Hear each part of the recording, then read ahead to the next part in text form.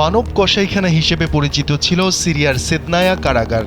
বিরোধী ও ভিন্ন মতাবলম্বীদের এই কারাগারে রেখে অমানসিক নির্যাতন চালাতেন দেশটির সাবেক প্রেসিডেন্ট বাশার আল আসাদ। রয়েছে এমন জোরালো অভিযোগ, তার পতনের পর ওই কারাগার থেকে এক মানবাধিকার কর্মীসহ 15 জনের মরদেহ পাওয়া যায়। যারা জীবিত ফিরে এসেছেন তারা বর্ণনা দেন সেখানকার ভয়াবহ নির্যাতনের। তাদেরই একজন ট্রাভিস টিমারম্যান এই মার্কিন বেসামরিক নাগরিককে দীর্ঘ 7 মাস কারাগারটিতে আটকে রেখেছিল আসাদ প্রশাসন। পুরোটা সময় তার পরিবার জানতেও পারেনি কোথায় আছেন বা আদৌ তিনি বেঁচে আছেন কিনা।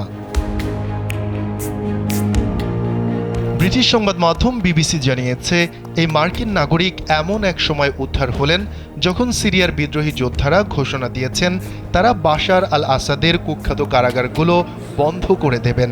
Double million offer, Walton fridge কিনে পেতে পারেন 20 লক্ষ টাকা, রয়েছে কোটি কোটি টাকার নিশ্চিত উপহার। আর এসব কারাগারে বন্দীদের নির্যাতন ও হত্যার সঙ্গে যারা জড়িত তাদেরও খুঁজে বের করে বিচারের আওতায় আনা হবে। সামাজিক যোগাযোগ মাধ্যমে পোস্ট করা একটি ভিডিওতে দেখা যায় টিমারম্যান একটি সোফায় শুয়ে রয়েছেন, আর সেখানে স্থানীয় বাসিন্দারা সাংবাদিকদের সঙ্গে কথা বলছেন। টিমারম্যান বলেন, 7 মাস আগে সিরিয়ায় প্রবেশের পর তাকে গ্রেফতার করা হয়। মার্কিন নাগরিক টিমারম্যান আরও বলেন, আসাদ সরকারের পতনের পর 2 জন ব্যক্তি হাতুড়ি দিয়ে কারাগারের দরজা ভেঙে তাকে উদ্ধার করেন। তিনি বলেন, হাতুড়ির আঘাতে কারাগারের দরজা ভেঙে যায় এবং তিনি জেগে ওঠেন।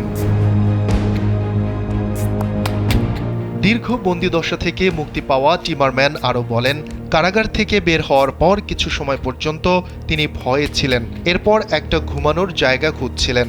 পরে স্থানীয় লোকজন তাকে খাবার ও অন্যান্য সহায়তা দেয়। এদিকে মার্কিন পররাষ্ট্রমন্ত্রী অ্যান্টনি ব্লিংকেন বলেছেন, টিমারম্যানকে দেশে ফিরিয়ে নিতে কাজ করছে ওয়াশিংটন। সেদনায়া কারাগারটি দামেস্কের উত্তরে অবস্থিত। বাশার আল আসাদ সরকারের নৃশংসতার সাক্ষী হয়ে আছে এই কারাগার।